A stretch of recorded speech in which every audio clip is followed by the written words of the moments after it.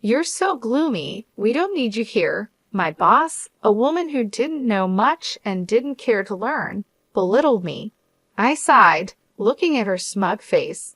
Well then, I quit, I said, and left the company. Months later, I ran into that awful woman again. Did you ever find a company that would hire someone as useless as you? She mocked. Yes, actually, your major client, I replied. Her face went pale as she realized what I meant. My name is Scott Ritter, and I'm a salesman at a food and beverage company. I'm over 43 years old and work in sales, but in a different way. I don't go out for client visits. I just work on the computer at my desk by the window. Good morning, Scott. Good morning, Paul. Scott, we're going out for drinks after work today. Would you like to join us? Thank you for the invite, but I have other plans. Got it. I didn't talk much with other employees and spent most of my time in front of the computer. Everyone else was younger, which partly explained why I didn't fit in with their conversations. Scott always dresses so neatly right. His clothes are always ironed perfectly, and his shirts are crisp. And he smells good too. It's not perfume, maybe fabric softener. I wonder what brand he uses. I noticed them glancing my way and chatting a few times, but I never asked what they were talking about. I just kept working. Time to clock out already. Good work today. Yes, good work today. Scott always leaves right on time, so we know when it's time to go. In a way, he's like an alarm clock for us. I left work on time every day. Sometimes I had places to go after work, and sometimes I just went straight home. Would you like to join our company? Yes, thank you. I'd love to. I joined this company about 5 years ago. Before that, I worked at a different beverage company, but I was approached to join this one. I never stayed long at one company, moving around in the beverage industry. Scott, how have things been since you started? Fine, no major issues. Everything is going smoothly for now. That's good to hear. We have high hopes for your work. Thank you. It was a company executive who had approached me. He had heard about me and reached out. It seems this company often recruits from outside. Well, Scott, do you have a moment? Sure, I'm available. I wanted to ask you about sales strategies. If it's something I know, I'll send you the information you need. Thank you. I'll email you later. I'd like to learn more about Company D and a few other things, said Pamela. Got it, Scott. You're the same as always, she replied, understanding my usual straightforward approach. Just then, Michael approached as the younger colleagues were chatting with me. Michael Phelps is the only colleague close to my age in sales, and he's the one who brought me to this company. That's right, thanks for your help with that issue. I'll be counting on you again, I said. Got it. Also, the client wants to go out for drinks next time. Understood. Michael and I had known each other before joining this company, so we could communicate with just a few words. As the only other senior employee, he handled a lot of different tasks. Michael is attentive and single, which makes him quite popular. Let's keep up the good work today, he said, as we enjoyed another peaceful day in the sales department with no major issues. Nice to meet you. I'm Laura Sanko, and I'll be the new department head starting today, she introduced herself when she was transferred to our team. Laura came from a larger affiliated company, and it seemed she had more experience from her previous position. Is that so? Maybe it's a matter of power, someone commented. Who knows, but she's our boss now, so let's hope we can work well together.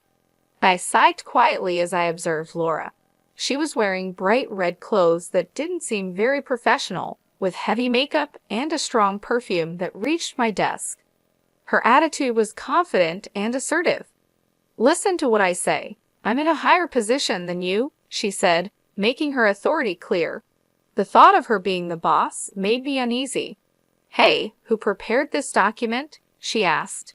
Yes, that was me. Read this document, and the client you're handling will now be my responsibility. Am I really changing this now? What's wrong with this document? Figure it out yourself. Look, it's easier to read this way, but in our company, we usually just do as I say, she insisted, making sure everyone in the sales department followed her lead because of her background in a big corporation. She's really the worst. She's all friendly with the young men and Michael, but she's tough on us women, a colleague whispered. I'm just trying to stay out of her way, I replied. It's tough, but let's support each other and get through this. Everyone followed her instructions reluctantly to avoid unnecessary trouble. Sighing, Michael asked, "What's wrong?" "It's about Laura, our manager, as he invited me out for drinks on a rare day off." He sighed heavily, looking genuinely troubled. "Laura has been really on my case lately. Every day she's asking me out." "I see, I get it," I replied, understanding his situation. It seemed she often invited him out for drinks or meals. Michael looks young for his age, so Laura didn't seem to mind the age difference. He's not comfortable with romantic relationships and has his own reasons for staying single, so being pursued like this was a real burden for him. When I talk to female colleagues, Laura scolds them. That's troublesome. Exactly. Michael agreed, clearly struggling with Laura's behavior too. He sighed wearily. Upper management isn't much help either. Yeah, I tried talking to them once, and they were pretty indifferent about it. It's really affecting me. The whole atmosphere in the sales department has changed. Who knows what will happen next? As expected, the sales department went from being peaceful to tense. Everyone was trying not to get on Laura's bad side. "Hey, you," she called out. "Yes. Don't just sit at your computer all day. Get out and work." "I am working, though. I've told you to go out and visit your clients. Since I've been here, I haven't seen you leave the office even once. And yet, you're always dressed up." That's when Laura started targeting me. She glanced at my computer, clearly not understanding what I was doing. "You're not doing any work, are you?" "I am doing my job." She thought I was slacking off. "Besides, you hardly talk to anyone in the office. You just say hello and nothing more." "Everyone is busy, so I try not to disturb them," I explained, preferring to communicate through email and chat.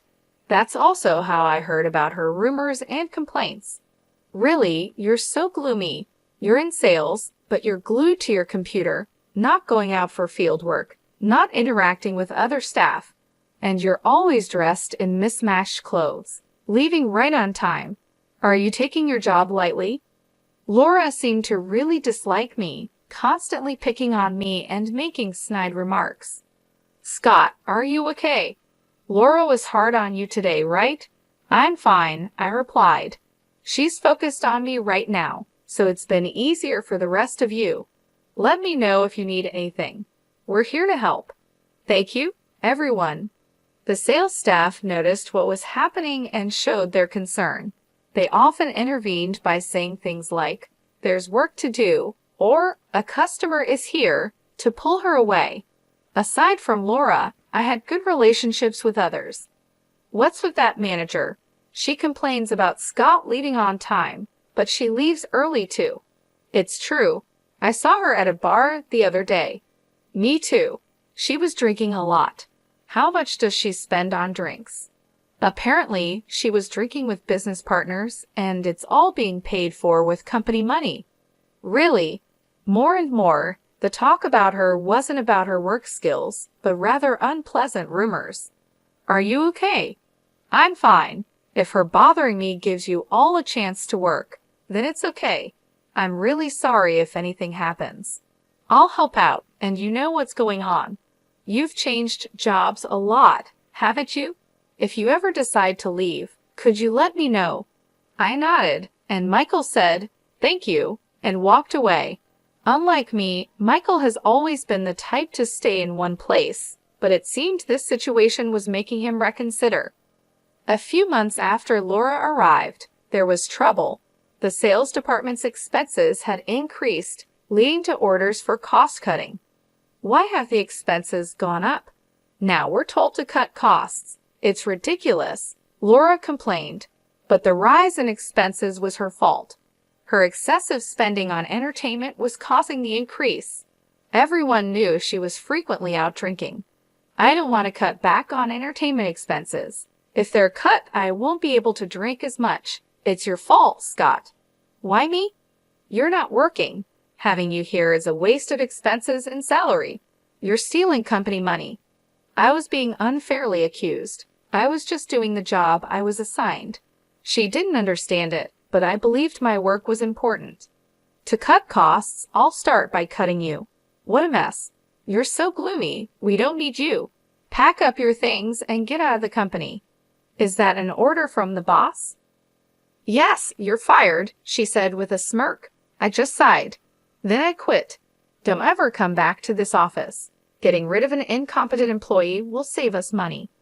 Without much resistance, I packed my things and left the company. Are you really quitting? Why so suddenly? Laura said I was fired. Well, if she said so, maybe there's no other way.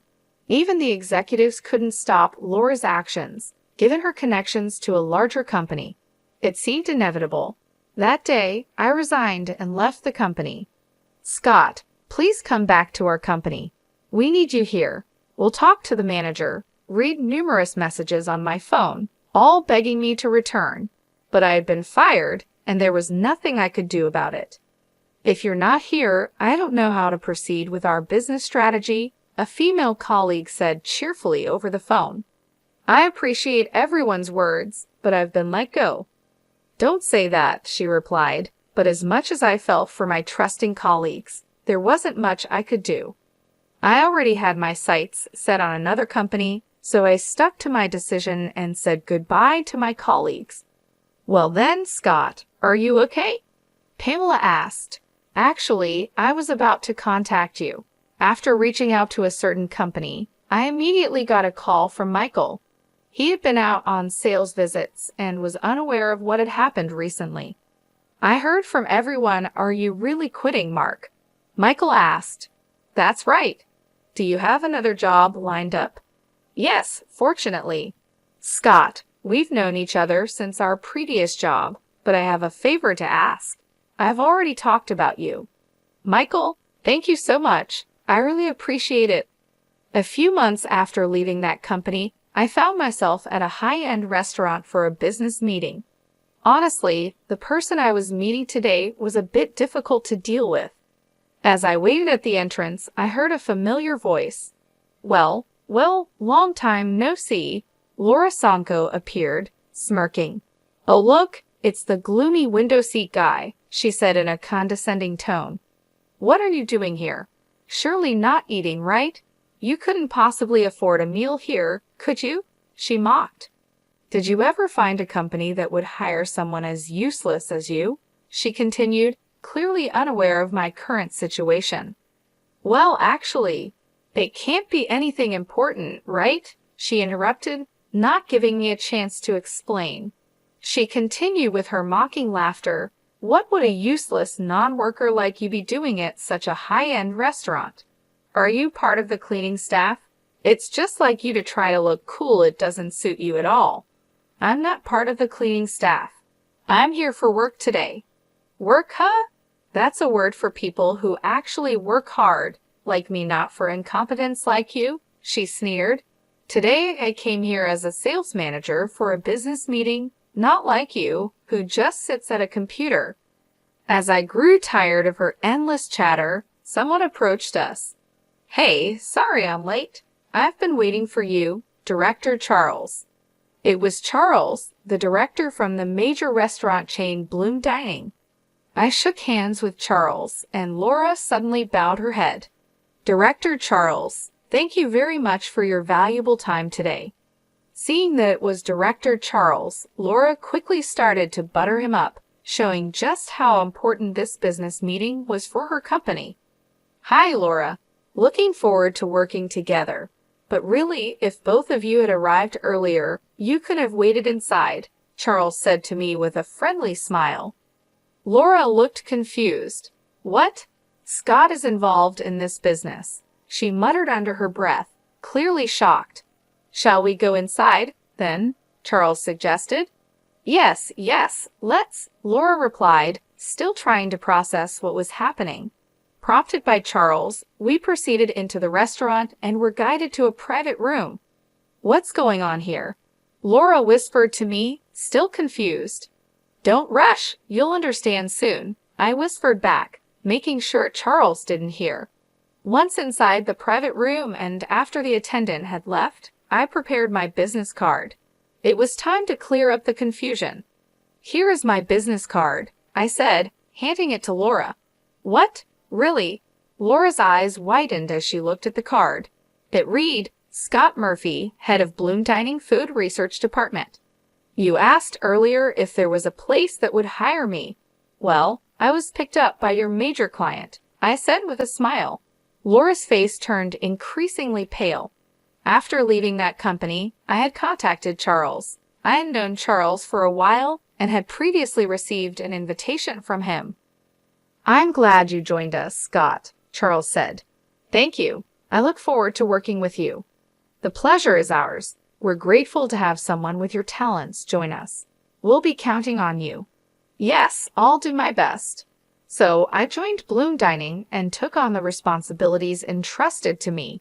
Just like at my previous company, my work was recognized, leading to a smooth promotion to my current position as the head of the department. "Is that really possible?" Laura mumbled, still in disbelief. "Is something the matter?" I asked. "No, it's nothing," she replied, shaking her head with a pale face. She couldn't believe that the person she had deemed incompetent and fired had now become the head of a department in a major corporation. "It can't be right. You are the incompetent, gloomy one." Laura was stunned. "What am I supposed to do now?" she whispered to herself. The reality that her business negotiation partner was someone she had ridiculed and treated poorly, and the fact that her company was now in a weaker position, seemed to overwhelm her. It was a complete reversal of our previous situation when she had fired me. Now, it was time to see her skills in business. So well," she stammered. "How are things going with this matter, Charles asked. Laura seemed unable to deliver her usual smooth sales pitch, glancing at me often, still shocked by the earlier revelation. Eventually, she left the meeting in disarray. "Did you know Laura? She seemed quite concerned about you," Charles asked after we saw her off. "Actually, she's the one who fired me from my previous job, calling me a gloomy incompetent." "Really?" Charles responded, clearly surprised. I then shared the whole story of my previous job with him. "What a rude person she is," Charles said, sounding indignant, as if it were a personal insult. "Regarding this deal, I don't want to work with such a disrespectful person in the future. Let's get someone else to handle it."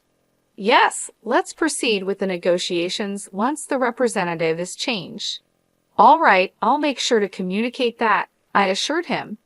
Charles and I decided to request a change of representative from Laura's company. Given our company's stronger position, it was likely that Laura would face some repercussions. Later on, a former colleague filled me in about what happened with Laura at her company. The executives confronted her, asking, "What do you mean by changing the person in charge as a manager?" It turns out the sales staff who had been putting up with her behavior reported her past actions to the executives, including the incident where she fired me. They told her, "We have refrained from reprimanding you because you're from an affiliated company, but this time we will have to report back to your parent company." The look on Laura's face was ashen. "Is that so? Thanks for letting me know." "Not at all. I owe you, Scott," my former colleague replied, smiling and relieved at how things had turned out. Sometime later, I got a call from the executives of my former company. "Scott, would you consider coming back to us?" they asked. Apparently, they were rethinking my employment. After I left, the work I did in the sales department was reevaluated, and there was a noticeable decline in the department's performance, prompting an investigation. I had been researching long-term business strategies for clients, staying up to date with recent trends, and explaining these in a clear way to the sales team. I also advised on sales strategies, which is why I was always at my computer.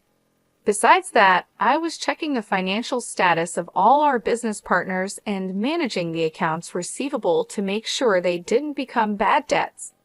I would meet with representatives from current and potential clients to gather information, often over drinks. I was uncovering hidden needs in other companies and providing feedback to the sales team. That's why I dressed well after work, which made transitioning to major corporations easier. You really did significant work. You're in demand everywhere, aren't you? Not really, but I do get to see various companies because of it. How about this? We can offer you more than double your previous salary. Double my previous salary would be a substantial amount, but I said, I'm sorry, I can't trust a company that tolerated her behavior to such an extent, and I'm happy with my current job. With that, I ignored their plea to reconsider and declined the offer to return. I heard our manager came for negotiations for us. Charles is our director now. Oh, my apologies. Michael was the first to approach me with this news. When I was fired, Michael decided to switch to Bloom Dining and joined the sales team after me. He had been with the previous company for many years, but had enough of dealing with Laura. He thought about moving to another company like I did. My firing was the trigger for him to join Bloom Dining. Interestingly, Charles, after hearing from me, was ready to hire Michael on the spot, but the dedicated Michael went through a formal interview to join our team. Originally a talented salesman, Michael now excels at Bloom Dining too. Scott, please listen. Calm down, Helen, I said.